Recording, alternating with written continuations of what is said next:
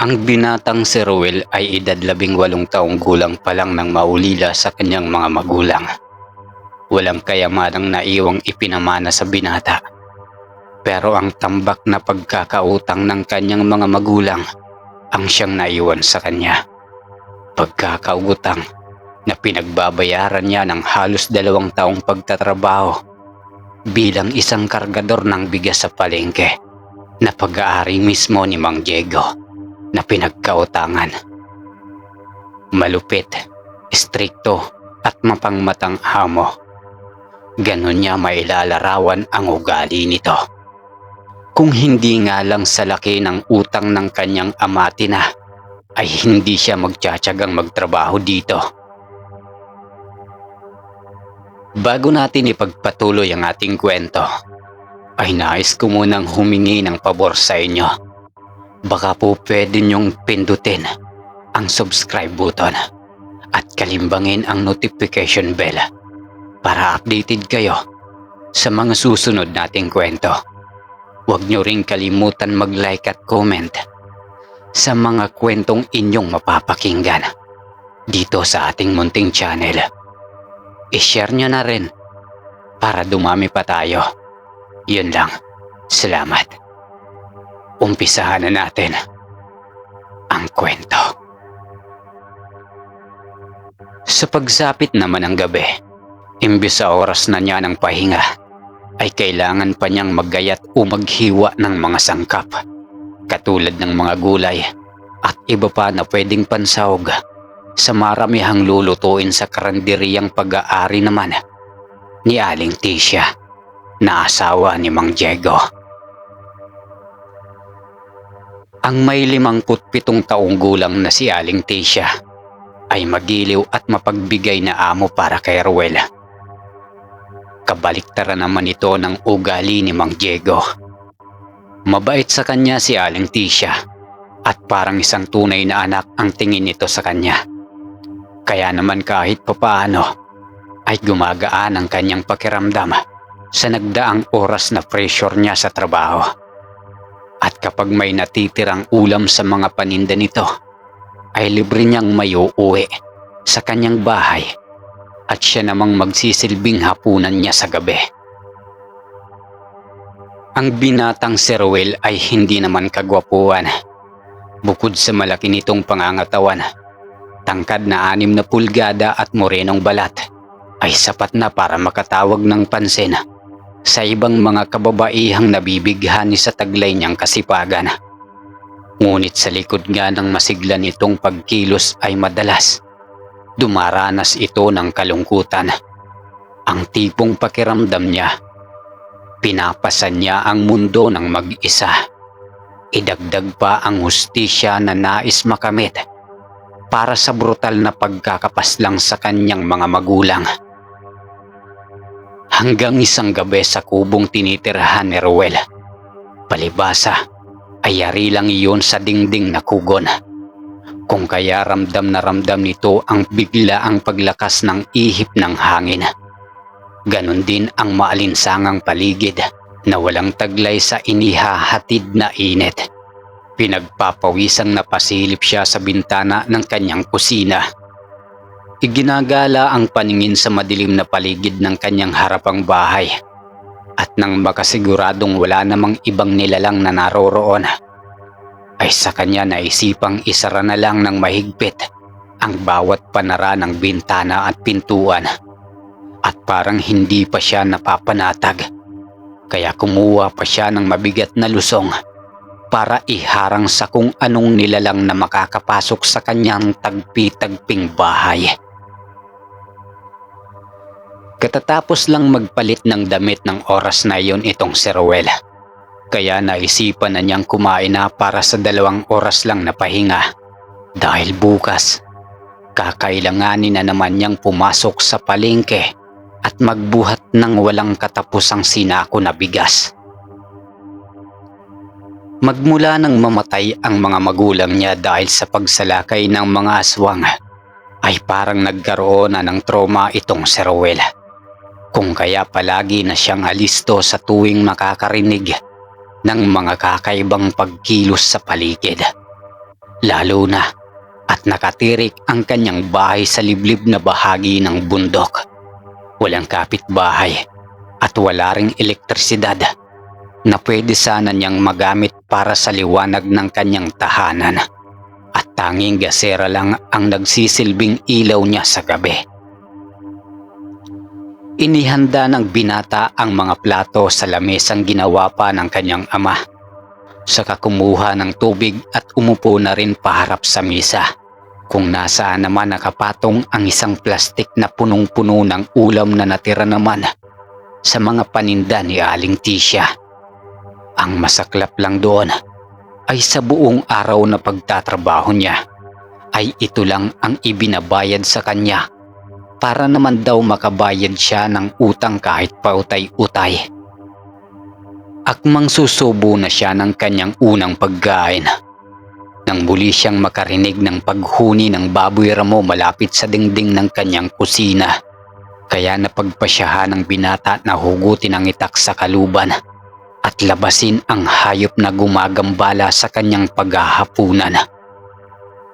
Umikot ito sa kusina para dahan-dahan niyang itong hulihin, pero nagulat siya at natulos mula sa kanyang kinatatayuan, dahil ang baboy ramo na kanyang nakita ay naaktuhang niyang nagpalit ng anyo mula sa pagiging hayop hanggang naging isa itong babae. Nakatalikod ito sa kanya habang walang mga damit na suot. Dahil madilim ang paligid ay hindi niya nagawang makita ang mukha nito, dahil bigla itong nagbalik sa pagiging anyong baboy ramo nang maramdaman ang presensya ng binata.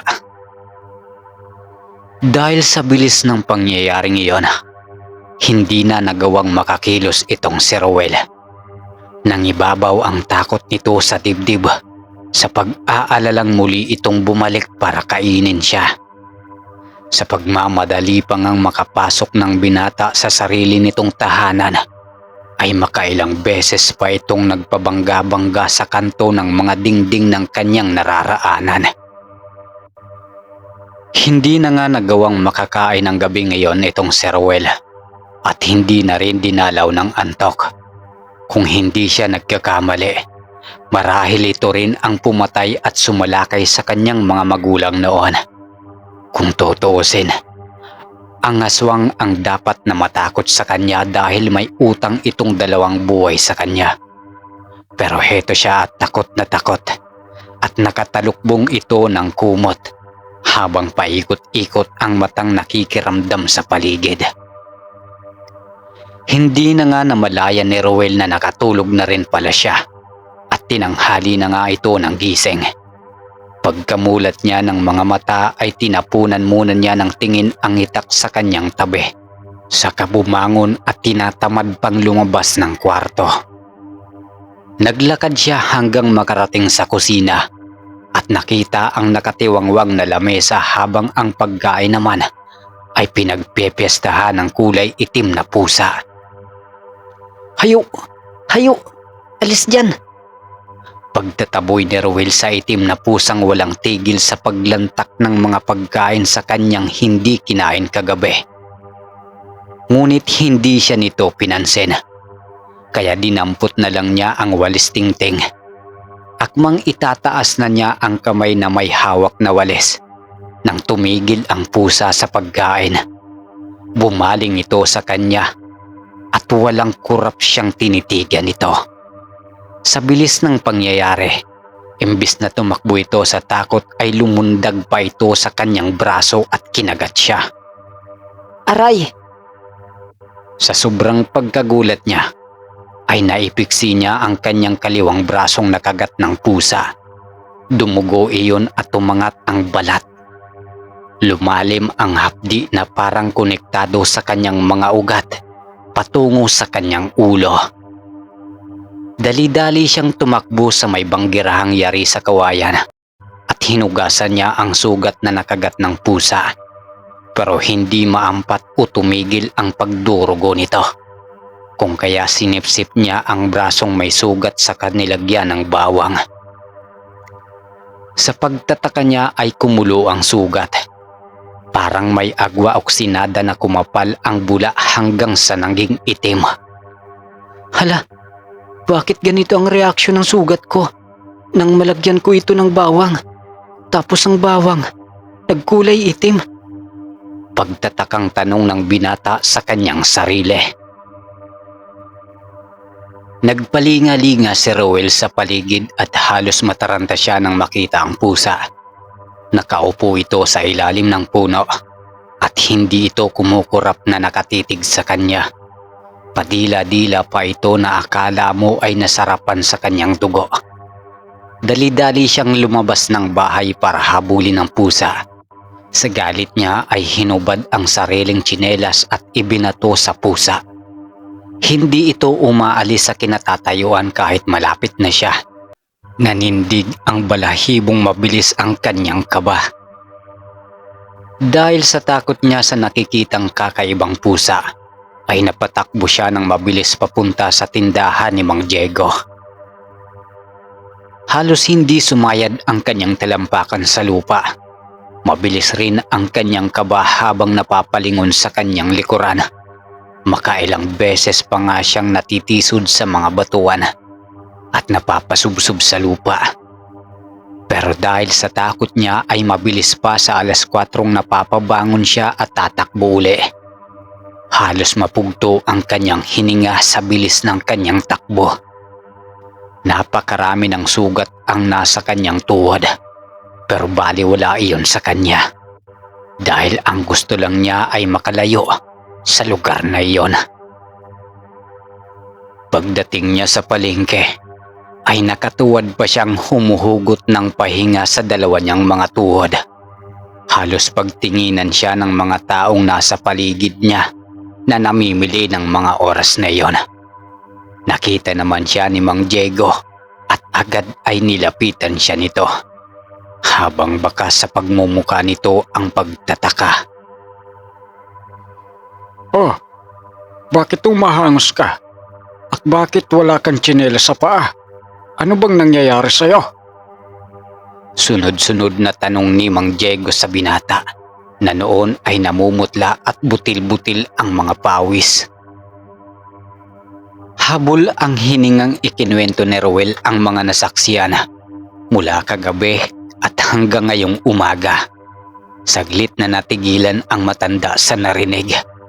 At nang makabawi ay nahampas siya nito ng hawak na isik na pang-ukat sa sako ng bigas. Habang pinapalo si Roel ni Mang Diego ay panay naman ang paliwanag ng binata. Kahit ipinakita pa niya ang natamong sugat mula sa kagat ng pusa ay hindi pa ito naniniwala. Galit na galit pa rin itong pinagpapalo siya sa katawan. Totoo po ang sinasabi ko. Aswang po ang mga nakita ko. Pagsisiguro pa ng binata. Pero imbis tumigil sa pamamalo si Mang Diego ay mas lalo nitong nilakasan ang pagpalo kay Roel. Sinabi ni Mang Diego na natututo na raw siyang gumawa ng kwento para lang daw makatakas sa trabaho niya sa palengke. Mabuti na lang at dumating si Aling Tisya para sakluluhan ang binata. Galit na galit si Aling Tisya noon sa nakitang pagpaparusa ng asawa kay Roel. Iniharang pa nga ng matanda ang sarili nitong katawan para maprotektahan siya sa pamalo ng galit na si Mang Diego. Sandali lang, Diego. Ano bang kasalanan ni Roel at parang bata mo siya kung parusahan? Aba maawa ka naman. Binata na si Roel. At isa pa pinagpipiestahan na kayo ng mga tao rito. Pag-aawat ni Aling Tisya rito. Ang lalaking yan, kung ano-anong pinagsasabing kwento. Nakita raw niya ang aswang sa kanyang bahay. Akala mo naman maniniwala ako? Anong malay ko ba na paraan niya lang iyan para makalibre sa trabaho dahil tinanghali ng gising? Halos ay pabulyaw pang saad ni Mang Diego habang nanglalaki ang mga mata at sinasadyang iparinig sa mga taong nanunood sa kanila ang mga sinasabi nito. Binalingan naman ng tingin ni Aling Tisya si Roel. na nagtatago na sa likod ng ginang. Saka hinarap si Mang Diego para pagsabihan na itigil na nito ang pamamalo sa binata. Pagkatapos ay muling sumulyap ang matanda sa katawan naman ni Roel. Hinawakan nito ang sugat na kinagat ng pusa. Saka malungkot na napatingin sa galit na si Mang Diego. Isasamahan ko muna si Roel sa kanyang tirahan para magamot ko na rin ang mga sugat niya. Tinapunan muna ng masamang tingin si Roel bago sila tinalikuran ni Mang Diego. Yumuko si Aling Tisha at humingi ito ng pasensya sa nagawa sa kanya ng asawa nito. Saka yumakap si Roel sa mabait na matanda. Parang batang napahagulgul siya ng iyak sa braso nito. Inalalayan pa siyang makatayo at pinispisan ang narumihan niyang damit. Saka hinaplos ang noon ay umiinit ng balat dahil sa natamong sugat. Saka lang napansin ni Roel na umitim na ang kanyang balat at namamaga na rin. Para siyang lalagnatin ang mga oras na yon. Kung kaya inutusan siya ni Aling Tisha na wag na muna raw siyang pumasok sa trabaho at magpahinga raw muna siya. Pero mahigpit ang ginawa niyang pagtanggi dahil gusto niyang matapos na ang paghihirap niya sa pagtatrabaho kay Mang Diego.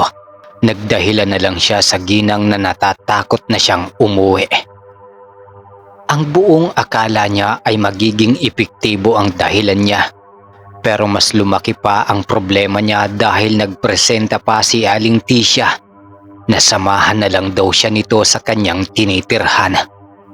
Ito na rin daw ang gagamot sa kanyang mga sugat. Wala na ngang nagawa si Roel kundi pagbigyan ang sinasabi ng ginang. Hindi niya alam kung bakit napakabait ng matanda sa kanya. Basta ang alam niya ay para na rin siyang nagkaroon ng pangalawang ina sa katauhan ni Aling Tisha. Habang naglalakad silang dalawa ni Aling Tisha ay panay ang tingin niya sa paligid ng kanilang nilalakaran. Nag-aalala kasi siya na baka nakasunod sa kanila ang itim na pusa at bigla na lang silang salakayin nito. Para hindi makaramdam ng takot ang binata habang naglalakad, sinimulan niyang magtanong kay Aling Tisha tungkol sa totoong nangyari sa kanyang mga magulang. Ito na rin ang tamang pagkakataon para malaman niya sa ginang kung bakit iyon nangyari sa kanyang ama at ina. Aling Tisha, may gusto po sana akong itanong. Ano iyon? Tanong ni Aling Tisha habang nasa ibang direksyon ang paningin nito. Kasalukuyan silang naglalakad noon papunta sa kanyang tinitirhan. Tungkol po sa pagkamatay ng mga magulang ko. Ang natatandaan ko po, kayo ang nakausap ng mga pulis na nag-iimbestiga noon sa bahay ng aking mga magulang nang sila ay maratnan ninyong wala ng buhay. Nag-aalangang tanong ng binata. Napatigil si Aling Tisha sa paghakbang at walang ekspresyon ang mukhang napatingin sa kanya. Nagdududa ka ba sa pagkamatay nila? Hindi naman po, Aling Tisha. Kaya lang hanggang ngayon ay hindi pa rin naging malinaw sa akin ang tunay na detalye sa pagkamatay nila. Dahil sa narinig ay hindi tumugon si Aling Tisha sa bahagi na iyon ng kanyang tanong. Nagtuloy na lang ito sa paglalakad at hindi na umimik. Hanggang sa makarating ang dalawa sa kubo ni Roel. Halata sa itsura ng bahay na nagkaroon ng komosyon sa lugar. Pinulot din ni Aling Tisha ang mga nagkalat na kagamitan sa lupa at iiling-iling na ipinatong iyon sa lamesa. Nakasunod lang si Roel sa matanda habang masusing sinusuri ang paligid. Pagkatapos ay nakangiting nagsalita si Aling Tisha para mapanatag ang loob ni Roel. Sinabi ng ginang na hindi raw aswang ang pusang kumagat sa kanya, kundi isang pusang gubat na naghahanap lang ng makakain. Natsyempuhan lang daw na may naamoy ang pusa ng pagkaing naiwan ni Ruel sa lamesa. Kumbinsido naman siya sa paliwanag ni Aling Tisha. Pero hindi sa unang baboy Ramon na nakita niyang nagpalit ng anyo. At nang masabi niya iyon sa matanda, ay biglang nagbago ang ekspresyon ng mukha nito. Bumalatay ang matinding takot at pagkabalisa ng ginang. Aswang baka mong nagpalit ng anyo ang nakita mo, Ruel? Nakita mo ba ang muka? Madilim po ng mga oras na yun, Aling Tisha, kaya hindi ko po nakita ang mukha ng aswang. Mabuti naman kung ganon. Dahil sa oras na malaman niyang nakita mo ang itsura niya, babalik-balikan ka niya rito at hindi ka niya titigilan hanggat hindi ka niya napapatay. Diyos ko, nakakatakot po pala, Aling Tisha. Ano po bang uri ng aswang ang nakita ko? Hindi na tumugon si Aling Tisha sa tanong ni Ruel. Sa halip ay nagmamadali nitong dinampot ang mga plastik na nagkalat sa lupa. Nilinisan rin ang mga nagkalat na buto ng karne sa lamesa. Pagkatapos ay ginamot ni Aling Tisha ang mga sugat ni Ruel. Saka pinaalalahanan siya na kapag sumakit pa raw ang kanyang sugat lalo na sa gabi, ay patakan daw niya ng langis na ibibigay nito sa kanya. Sunod-sunod na lang ang pagtango ang kanyang ginawa. Dahil sa puntong iyon, ay bigla siyang nakaramdam ng pangungulila sa kanyang namayapang mga magulang. At hindi niya namamalayang tumutulo na pala ang kanyang mga luha.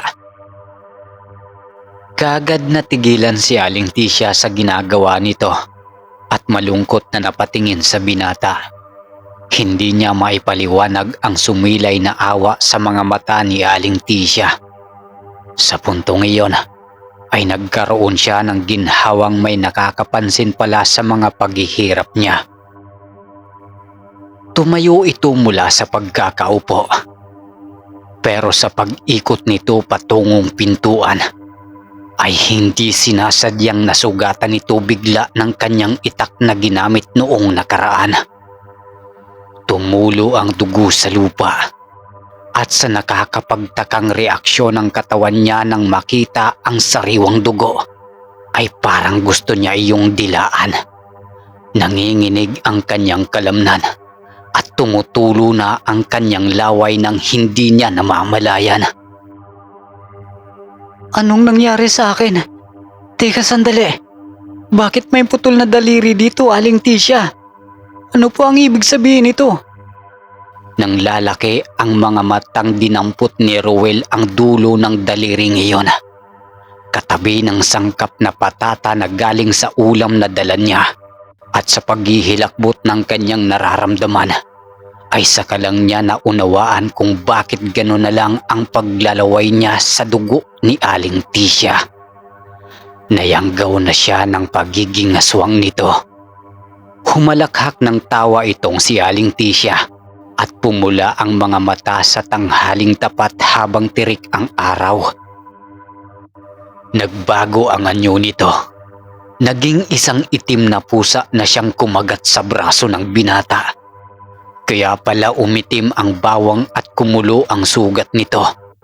Dahil ang pusang kumagat sa kanya ay mismong si Aling Tisha at muling bumalik sa pagiging tao. Ngayon, isa ka na ring ganap na aswang anak. Malaya ka ng kumain ng tao. Wika ni Aling Tisha. Anak? Tinawag niyo akong anak? Pagtatakang sagot ni Ruel. Oo, anak kita. Pinatay ko ang iyong ama at ang kalaguyo niya. Pagkatapos niyang nakawin ang anak ko, at ikaw yon, Ruel. Kaya nararapat lang na mamatay sila. Muling saad pa ni Aling Tisha. Mahirap paniwalaan. Pero talagang nararamdaman din niya ang sakit at pagkauhaw sa dugo. Hindi pa nasiyahan ang matanda sa pagpapakita nito ng anyo.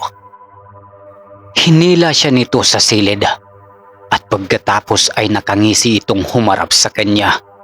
Hindi ito nagsasabi ng totoo. Alam niyang wala siyang nararamdamang lukso ng dugo dito. Kaya nilinlang siya ni Aling Tisya at ang gusto nito ay gawin siyang aswang bago kainin. Kaya natitiyak niyang kalaban ang matanda at laking gulat niya pagdating sa loob dahil muling nagbago ang anyo ni Aling Tisya at sa pagkagimbal niya ay nakita niyang humaba ang pangil, kuko at buhok at bigla itong nag-anyong aswang. Tinangka nitong sugurin ng binata pero mabilis din itong nakailag. Sa pangalawang pag-atake ng aswang ay tinamaan ang binata sa braso. Malalim ang pagkakalmot ng aswang. Dahil sa ginawa niyang pag-ilag ay nahagip ng kamay niya ang asin at walang kaabog-abog na isinaboy iyon sa nagwawalang aswang.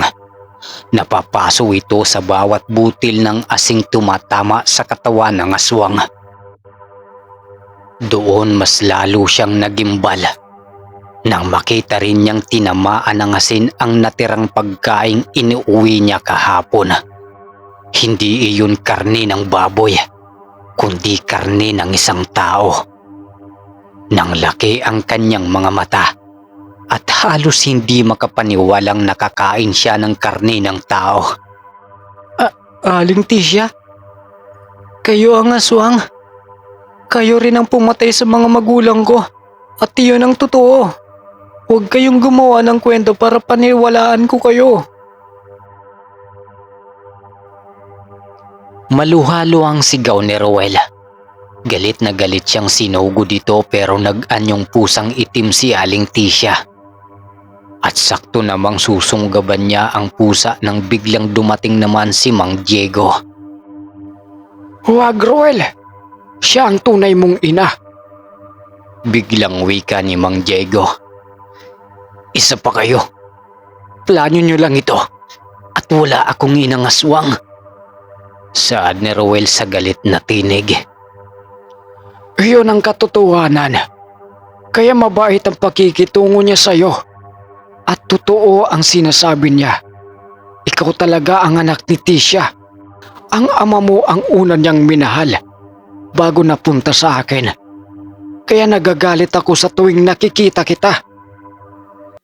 Pagpapaliwanag ni Mang Diego sa binata.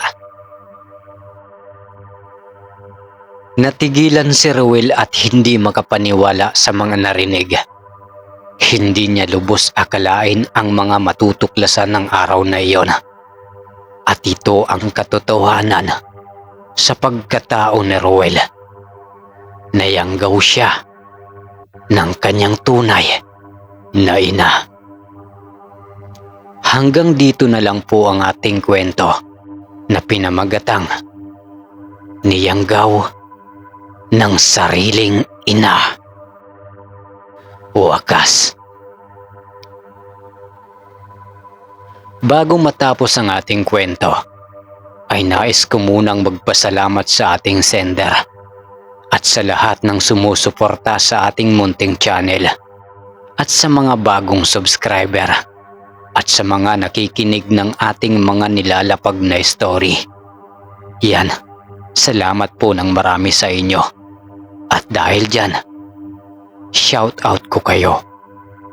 Para naman, makabawi ako sa inyo kahit papaano.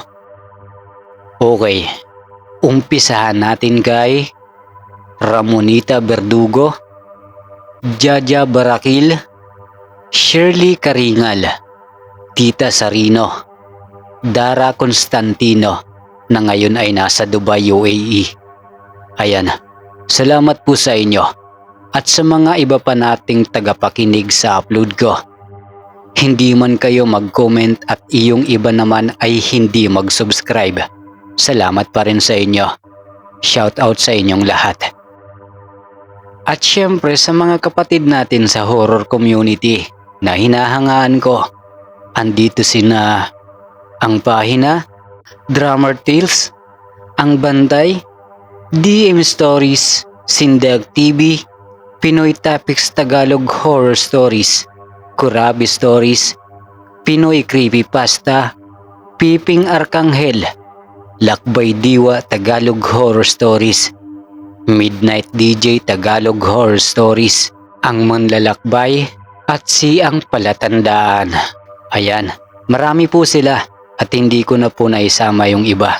Subscribe po kayo sa mga channel na yan at dyan po kayo makakapakinig ng magagandang kwentong katatakutan at mga true stories.